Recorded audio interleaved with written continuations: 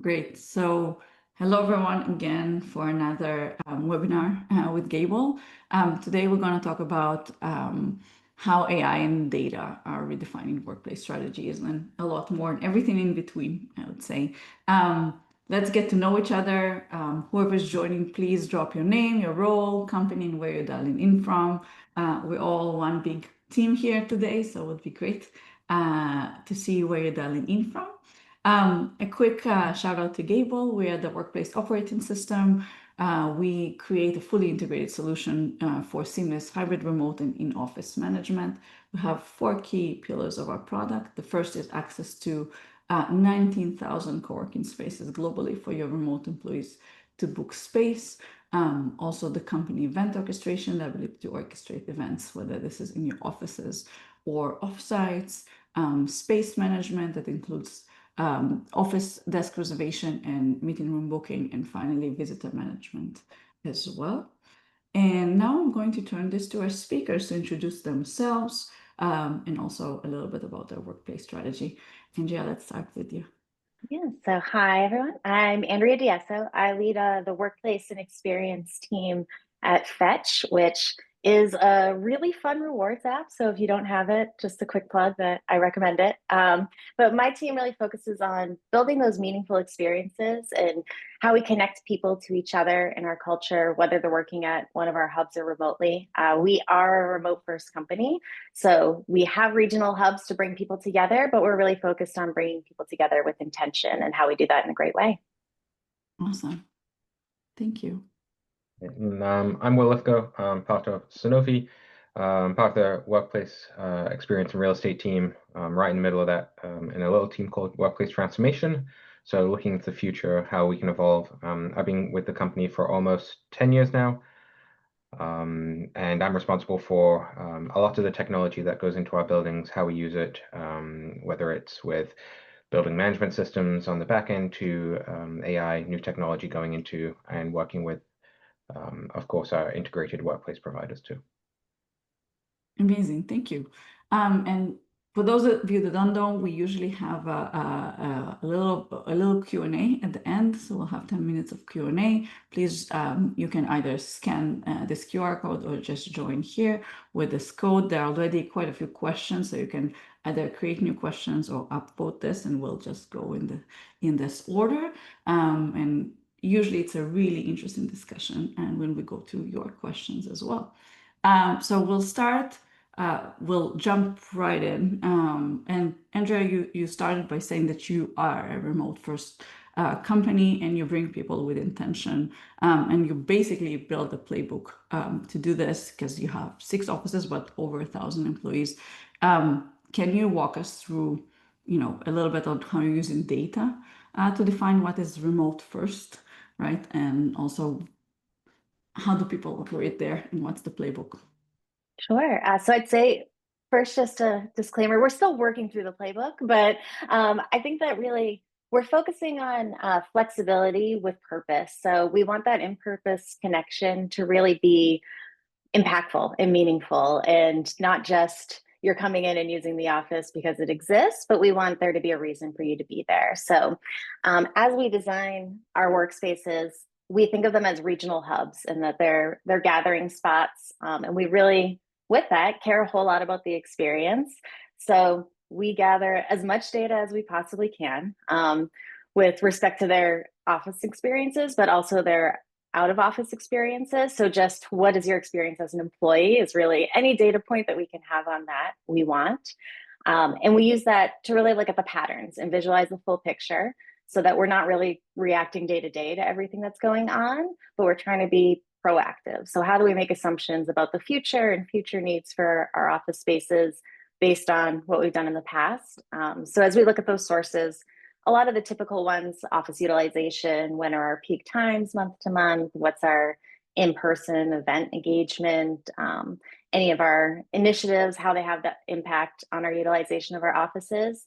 But with that, thinking of the remote side as well, and the whole picture is we also are tracking our recognition. So my team does a whole lot with recognition, kudos, employee awards, just making people feel special and a part of the company. And then we're really tracking engagement surveys. So, we have the qualitative and quantitative together. So how do we build that remote first and think of our employees that way? And how do we think of when are the times that people should be coming together? What are they coming together for? And how do we make that as seamless for them as possible?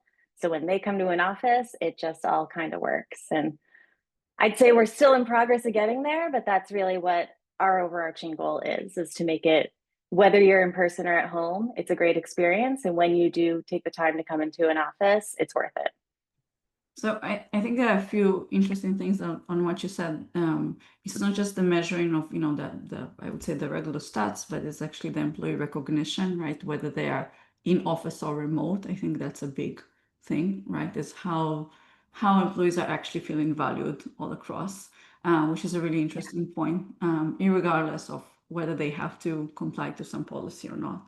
And I think that's an important thing that we bring up a lot too, that is a hard thing to do, but how do you make sure that if someone's working remotely more than in the office, that they feel as valued as someone that's coming into the office and getting free snacks or free lunch on Tuesdays we do. I think there's a lot of focus for my team on replicating that in the right ways and in ways that make everyone feel special and like they really are a part of it.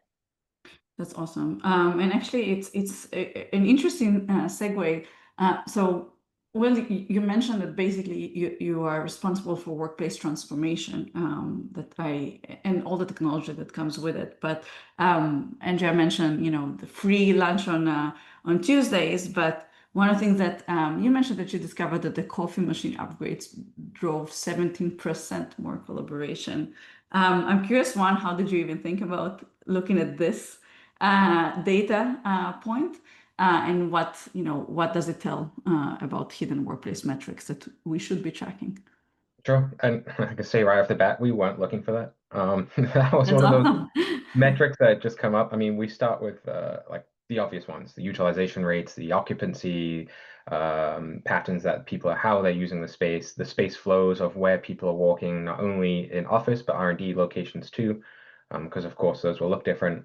And then we just started cross-referencing data points. So we collect a lot of data, whether it be sensor data, utilizations, to food, to everything. I mean, there's the amount of data we now have access to is overwhelming. So it's trying to put that in I guess, an area or a space that makes sense, and then see what makes sense in connection-wise. So sometimes we look at things and we say, okay, these correlations make sense. Let's dig a little deeper. And then you keep going and going, and eventually you may find something that makes sense with coffee, for example. And I was just looking at a collaboration area and seeing what was the impact? What change did we just make? Did we make a change? Did we not make a change? What is driving people to be more collaborative in this space?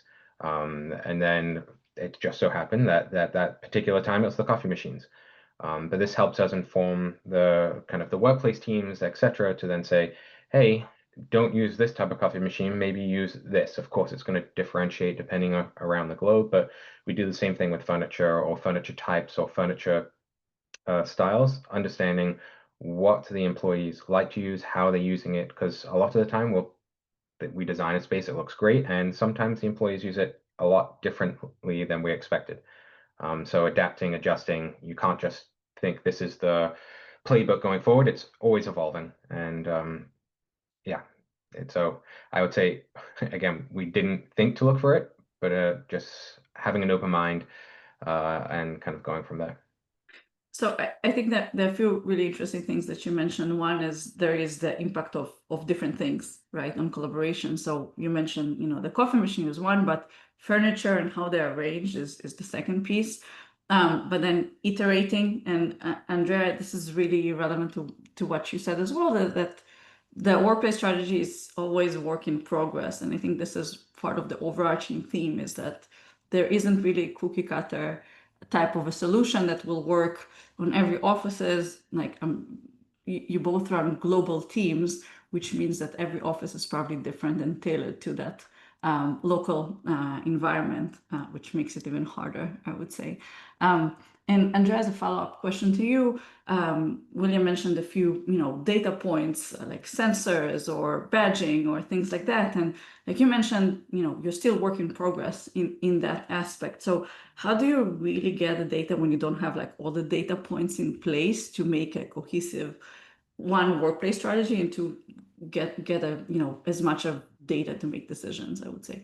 Yeah. So as you said, we don't have utilization sensors, or we will soon have a universal badging system that we can pull reports from. But right now it really is, anywhere that we can get data, we're getting it. So we have our landlord access systems. They send us monthly reports. Anyone who's listening who gets those knows that they are all in very different formats and come to you in completely different ways. So, but we want it. We want everything we can get. And I think that honestly, my team has done a great job of being creative of like, what are you doing? How can we track it? And how can we then look at it to say, how is this changing month over month? What could be causing the different changes? So our strategy is gather everything that you can possibly track.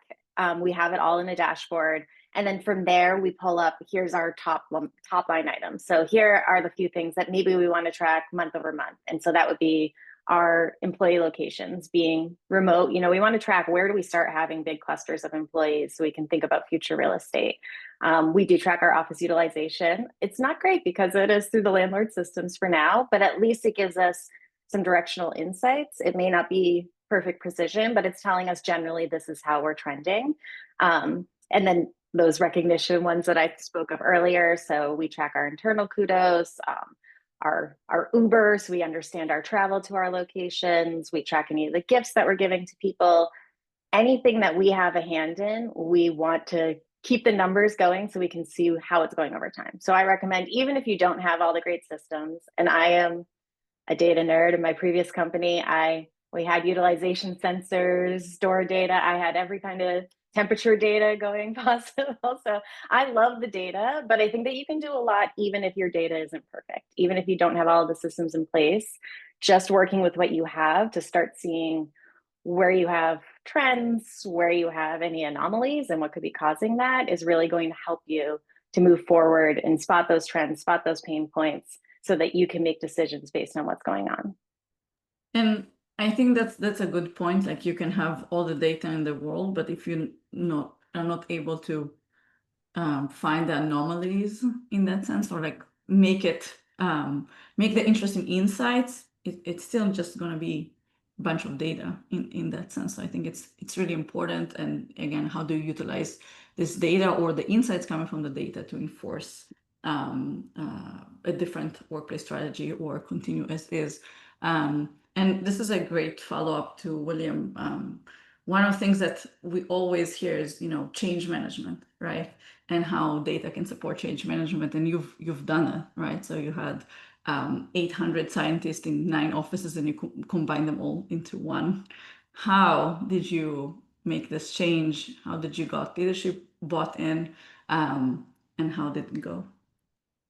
Yeah, first I'll say it's not easy. But number one, dealing with scientists is especially tricky. Of course, they're in our company, they're the reason we exist. I mean, we are research.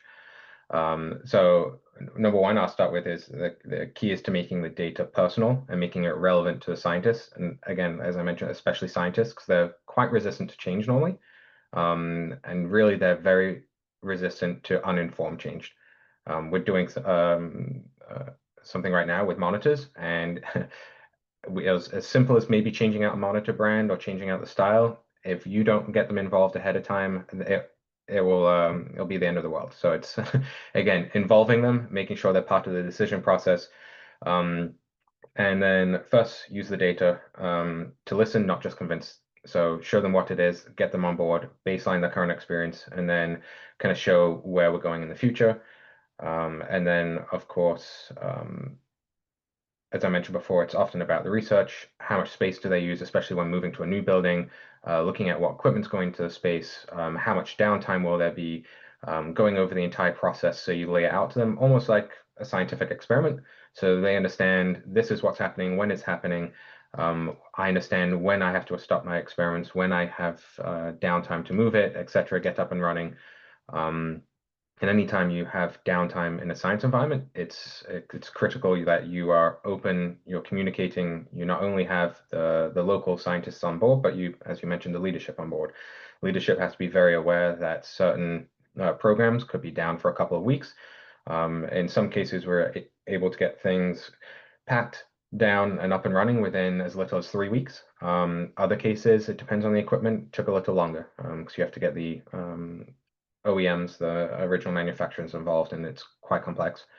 And then maybe lastly, I'd say share the results, be transparent, show them what's working, especially if you're doing it in a phased approach, adapt, and then understand what's not working, show it to the next phase and how you're adapting and kind of moving on from there. And then specifically on change, I would say communicate early, communicate consistently, and communicate frequently, again and again and again, and use multiple channels, not only through email, but through webinar style, through managers, through change champions, however you want. It's got to be continuous, frequent, and almost too much. Because if there's too little, that's when people really start to get nervous. That's so important. I cannot stress this enough, and we see this over and over again. Obviously, with any change or rollout of tools or rollback of different things, I think that over communication in multiple channels, and I think I really liked what you mentioned in having, the local champions or the managers to be bought in first to communicate the change is quite significant. Plus, it's very much aligned also to what Andrea mentioned is, we're iterating. There is a progress. Progress can be good, and then we can continue, or we can roll back, but communicate it as well. So it's such an important piece. So thank you for sharing that. I wanted to move to the second section, which is AI and optimization of everything related to, workplace strategy, employee experience, using AI, and how workplace teams should leverage AI. So Andrea, I'll start with you. The company did an AI hack week, right, over the summer with dedicate and currently are dedicating every Friday afternoon to do AI projects. Can you tell a little bit to the workplace leaders here in the audience, when you don't have a budget and you have, maybe access to GPT or Gemini, what can you do, and how can you also make a business case for AI investing with workplace teams?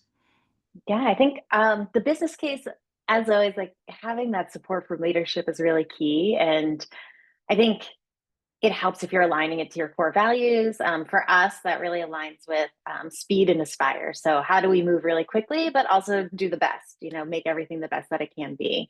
So I think a great example of the success of Hack Week, I have the note here, like in just the 3.5 days, there are over 200 projects that people did, and we had to present those at the end of the week and vote on them. But in just 3.5 days, there were 200 legitimate projects across everyone on every team in the company.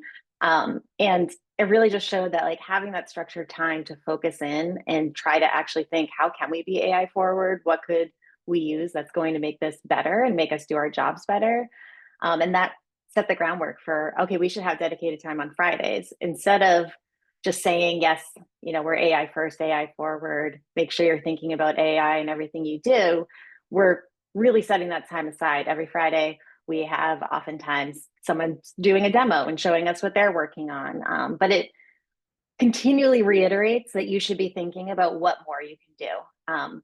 I think that it also really helps to push the fact that this isn't just something that our engineers are working on, like our G&A teams, our workplace teams, our people experience teams, our support teams. Everyone should be taking their Friday afternoons to be focused on AI. And for our team, I'd say it really has helped us figure out that scale and automation. We have a small team. I think every workplace team is always small. We don't make money for a company, so we have to be agile and figure out how do we deliver more impact with just the few people that we have on our team. And I think that for us, it's really been helpful, especially with a lot of automations, using AI to create those. Some of the examples of ones that have been really helpful to us, we have onboarding and offboarding automation. So it'll tag the person that's responsible for it. If it's offboarding, it'll automatically pull from our access form as to like what what do they have for access? Do they have Uber? Do they have access cards to our different buildings? Pulls it all directly into our team Slack channel and tags the right people so that you don't have to then get that off board, go search other forms, try to figure it out. You can just quickly do it.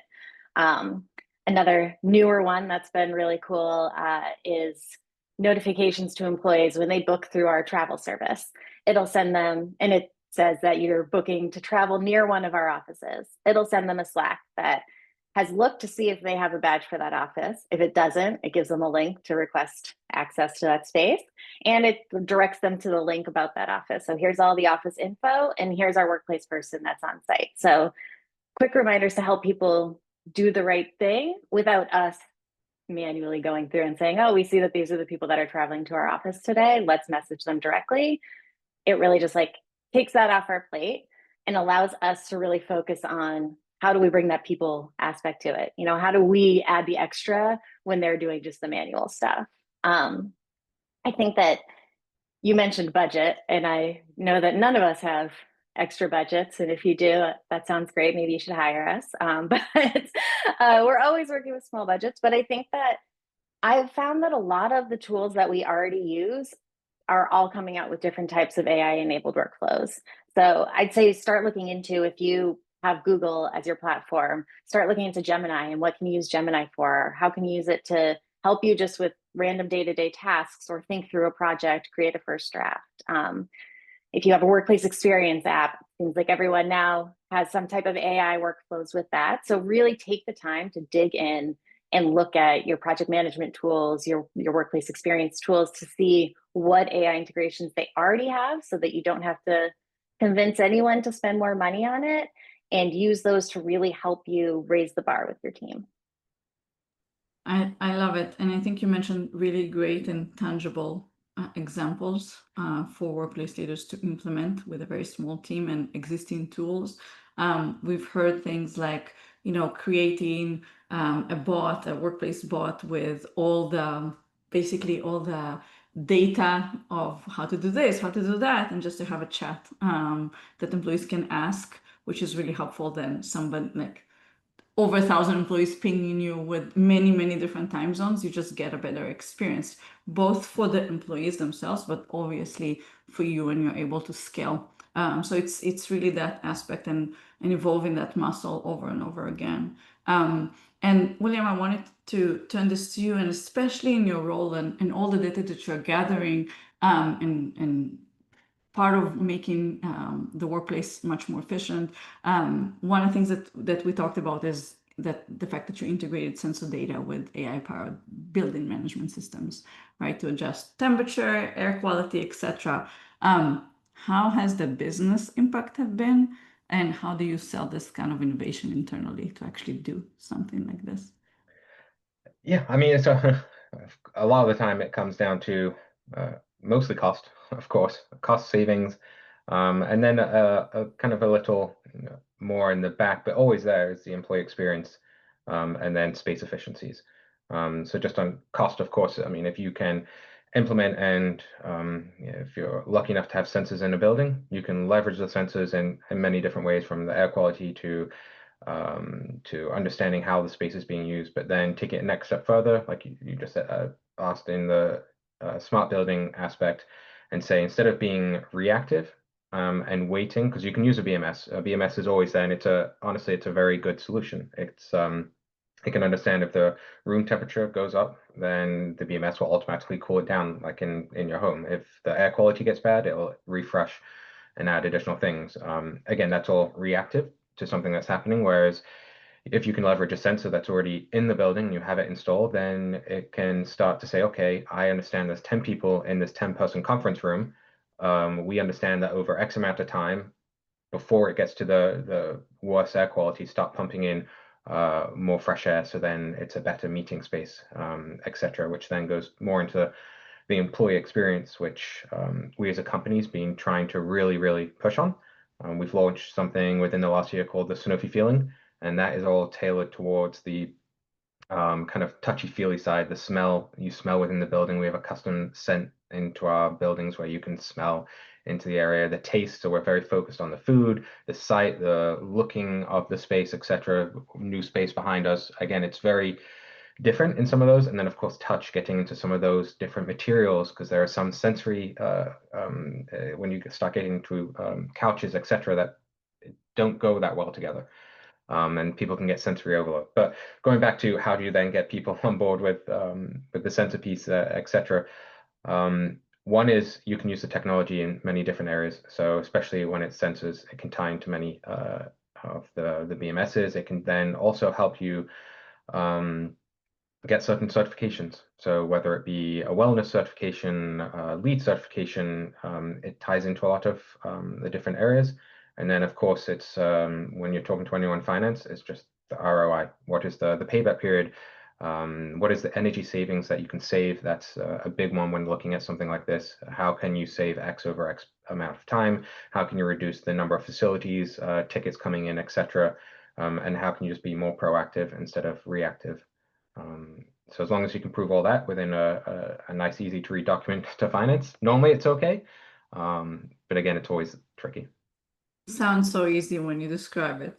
But it's not, right? Like at the end of the day, I think you and Andrea mentioned similar things, like you need to tie it to the ROI, right? I think that's a really big thing in that aspect, which it's like everything, right? You need to build the business case, how it's going to improve, and then the actual iteration of it, which is exactly what you mentioned, and the benefits there. And I think I want to ask two more questions, or to both of you, I would say, about the ability to innovate on the one hand, but also the fact that you have large teams, right? It's not that you're super small, you can be very, very scrappy, and then oh, it's a failed experience, great, we move on, right? There is a lot of responsibility with all the offices and the programs that you run. So I'm curious, from both of your perspective, how do you balance innovation and experimentation? And both of you talked about this, with the need to be consistent and also scalable, because you have a lot of people and offices to manage. And Jer, maybe we'll start with you.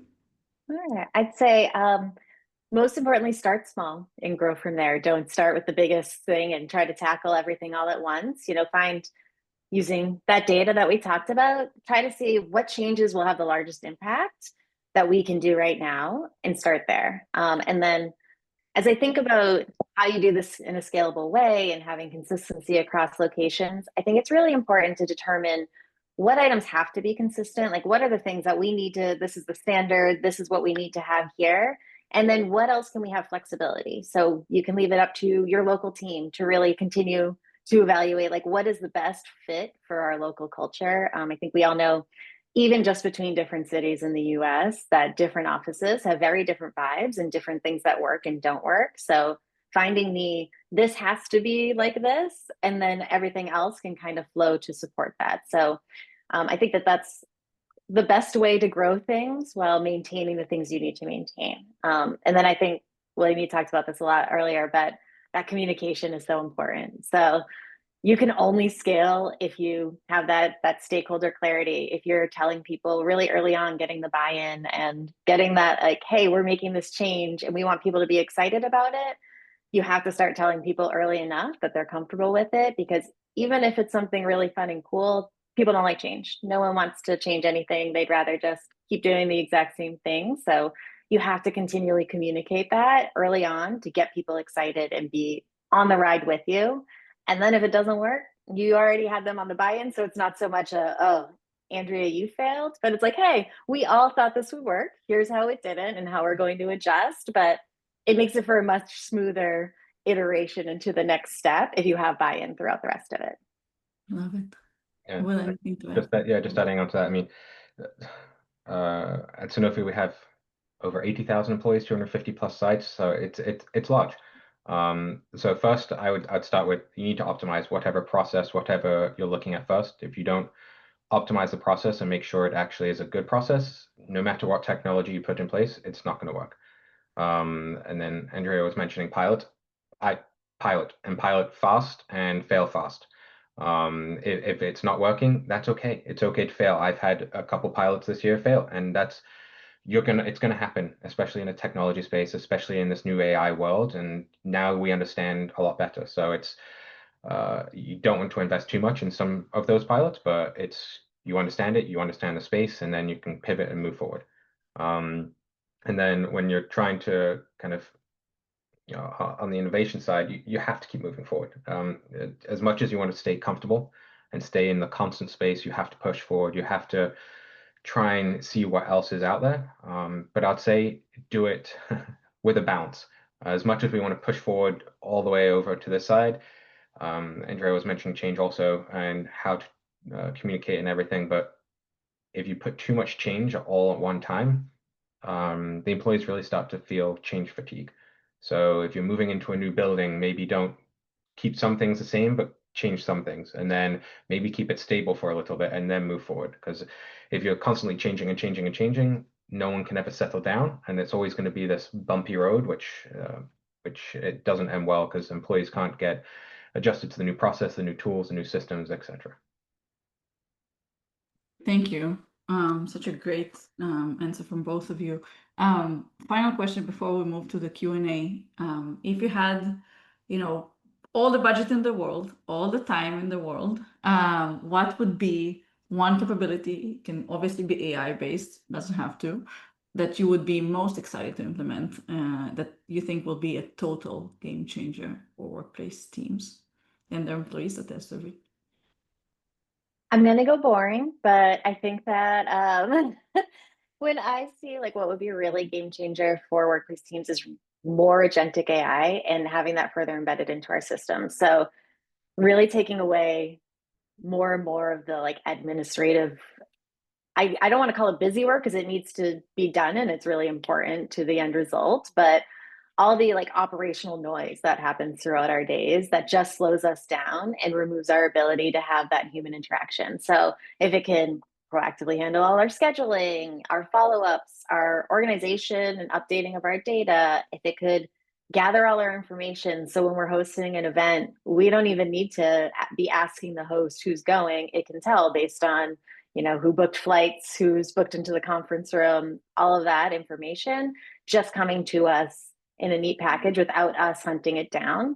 Because I think that will really let our teams focus on what I call like the visible impact. So like that experience, that the strategy going forward, and really that human connection. I think that workplace experience people are always great at human connection because that's probably the only way you can be happy and engaged in this type of a support role. And there's a lot of things that we just have to do every day that don't really allow for us to build upon that connection. And then for me, I mean, AI is going to be of course, driver with a lot of these, but for me, it's making that personalized workspace. It's You have it at your house, you have it at your home, it's your personalized area, you have the monitors, you've got the setup, you've got the temperature right, you've got everything just the way you want it.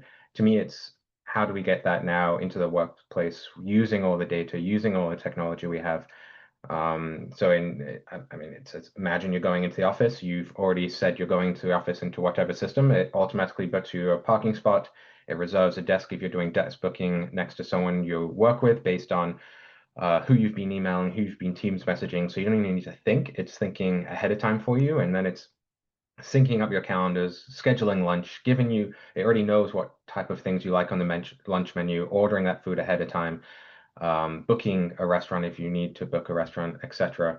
And doing it automatically. And then on the back end, the nice thing is it optimizes the space. So it's now optimizing the workplace, how people are using it. The workplace is working for you instead of you trying to adapt to a workplace. So that's really where I see it. And on the back end for our team, I mean, for the local teams, it'll reduce tickets. It gives you insights into how people are using the space. It optimizes. It drives sustainability because you're leveraging the workplace to its fullest. Of course, the sustainability piece, you have to be a little careful there if you're tailoring everything to everyone. So maybe it's an average, I don't know. Or maybe you have a cold or hot section, but that's really where workplace-wise, I think it's going. And if that's with the physical environment, or maybe even the future is a completely virtual world, I have no idea. That's how far it could go. Where you have VR goggles on and you're in a different world that way. I don't know. But yeah, there's a lot there, and there's a lot of technology, and it's all very exciting. I love the idea of seating people near each other because of their temperature preferences too. Like, oh yes, we're the cold group, so we get seated automatically in this area. It's surprising how many tickets and complaints there are about Oh, temperature. It's just one of those things that if you run slightly hotter or colder, it has a big impact on how your day goes. So it's I yeah. love the cold group and the hot group, but I think well, a lot of what you say is that at the end of the day, when you bring people to the office, you're competing with their home environment, right? Like this is the most set up environment for them most of the time, right? And that's exactly to your point, is how do we make it as frictionless as possible? I think that's a lot of part of the vision that you're describing, at least when And it it has to be meaningful when they come in. I mean, exactly the whole point of coming to when the you office both is talk to people. collaboration at the end of the day. It's not Yeah. head down work mostly. You want a space where people can come, collaborate, work with others, and how do you enable it? And I think, first of all, it's amazing, and thank you both for all these insights. I'm going to move to the Q&A, which has a lot of questions. Some are actually really a continuum of what we've been discussing, so I'll dive right in. And Will, Andrea, please feel free to answer any of them or all. The first question would be, what's your strategy, if any, for integrating remote teams when establishing new office locations? I can take that because all our teams are technically remote. I think that initially, even as we look to the future of where we might open up new offices, we think of the location strategy as really taking into consideration where do we have a large bulk of employees? What is a great location for them to travel to? What is easy? Are there direct flights there? How how can you stay? Like, how are the hotels? All of that is really important in our decisions on office locations. And then as we think of our existing locations and any new ones, it's really important to us. And why I also really want what you described, Will, of that like completely personalized, it just does it all for you based on your preferences. But I think that it's really important for you to be able to just walk into an office and have it work. I think that even if it isn't the office you go to every day, it should still be a great and really frictionless experience when you come in. So easy to get access, welcoming people to help you wayfind, easy to get around it. I think that's all just really important when you look at a space. Don't build it and create it for the people who are going to be coming in every day. Also create it for the people that will be coming in maybe once a year. That's awesome. Thank you, Andrea. A follow-up question would be, what data metrics or metrics are most valuable in creating physical workspaces that work effectively, foster collaboration, spark creativity, and strengthens culture, all the things, right? Will, do you want to take it? Yeah, I mean, it's Uh, this is where the more data, the better, of course, but only to an extent. Once you get to the point where you've got too much data, it then becomes hard to understand what ones even mean something. But I would say surveys are a big one. We use them in multiple different ways. We've got a yearly survey, which we pulse every single year, the entire company, where we tackle many different things, one of them being the workplace. So we can understand year over year what people and how people are using it. Then I would say localized surveys. On top of that, feedback and constant, frequent interactions with the hospitality teams on site, etc. Feedback's one very, very valuable one.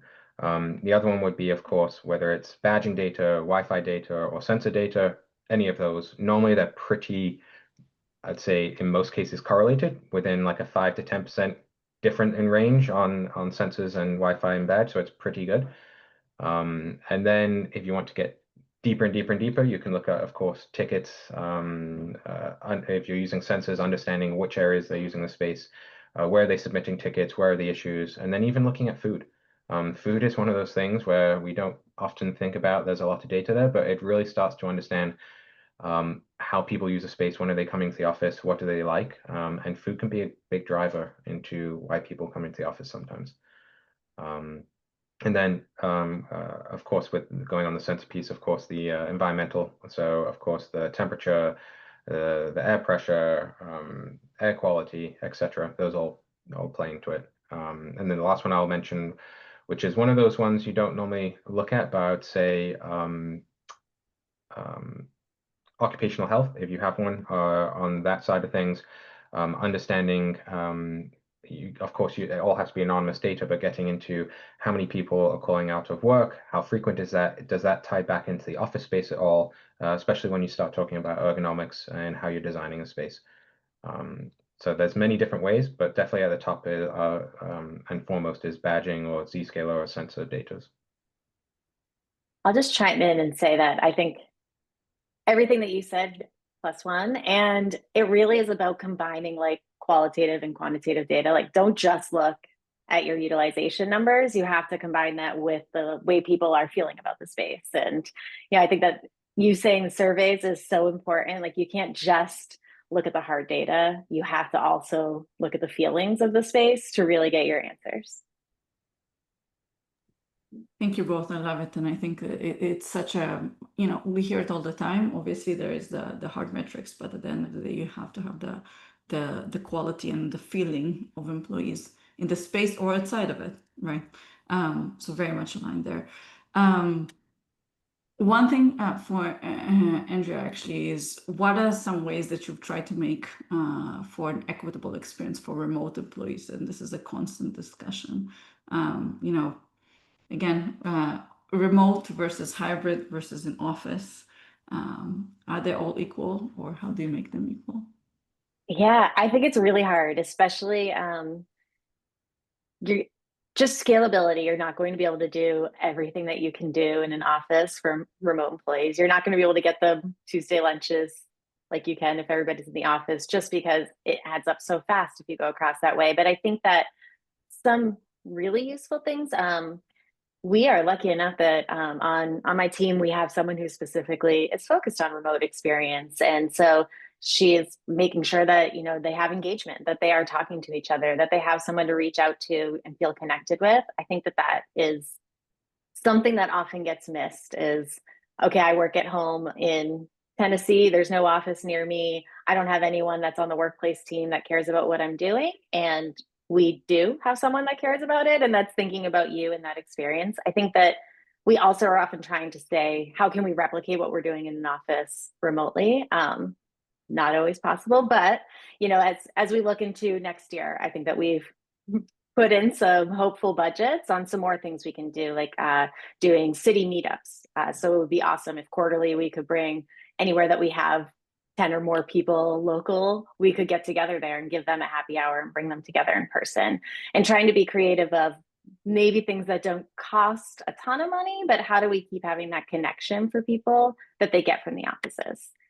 We also are focusing now a lot in that, what's that strategy that we're looking at going forward is we want to have more intent around how frequent people should be coming together. What are those triggers that bring them to an office, so that it doesn't feel like, oh, that team always gets together, but our team never does.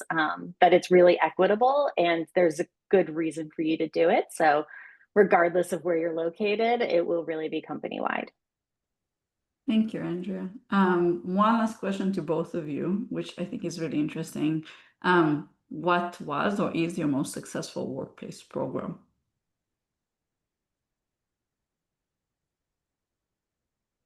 Which is That's a hard that one. one? It's a Hold hard one. on. Um, for me, it's I'll take it first. For me, it's the entire uh, what we've done over the last year, which is the Sanofi feeling. The whole thought, the branding, the redesign of the offices, the feeling you want to feel when you come to work. And Andrea was touching on that before, on when you're in the office, how do you have the same experience, whether it's remote or in the office? But that Sanofi feeling when I mentioned it before, that smell, the taste, the touch, the sight, it's how, to me, that was one of, or currently is one of our most successful kind of strategies. It ties in many different things. It ties in kind of what we call our WorkX playbook, where we've documented everything extensively on types of furniture, types of spaces, personas, and you get very into the depths of a workplace. And then it ties into people and culture, because on the HR side, and how do we attract talent? How do we retain talent? And then what's the interactions within LinkedIn? And once you get it out there on LinkedIn and start to see the whole Sanofi feeling, I think it's one of, in my opinion, one of the best done strategies and kind of promotions out there on Workplace. And it really gets people interactive and wanting to work there and wanting to come to the office. And if you can start tracking it to real job hires and retention and talent, that's a next step further, which we're starting to do. But it's very, very interesting. So to me, it's that feeling you generate at work. Amazing. Enjoy, anything to add from your perspective? I don't know if I have anything that's great, except I have noted that I want a custom scent in our offices. But I do. I think something that was rolled out before my time, we do have like really easy kudos that employees can give to one another. So they're tacos, but you can give it through an emoji. You can do it through a Slack channel. There's a lot of ways to do it. And I think that just is like, I was shocked at how well it's received and how well it's utilized, to just be sure that you're giving thanks to everyone that you're working with throughout your day in a really simple, straightforward way. That's awesome. Thank you both for your time. It flew by. It's a pleasure to have you here. Thank you everyone who joined, and see you in the next webinar. Thank you all, and have a great rest of the day. Bye everyone.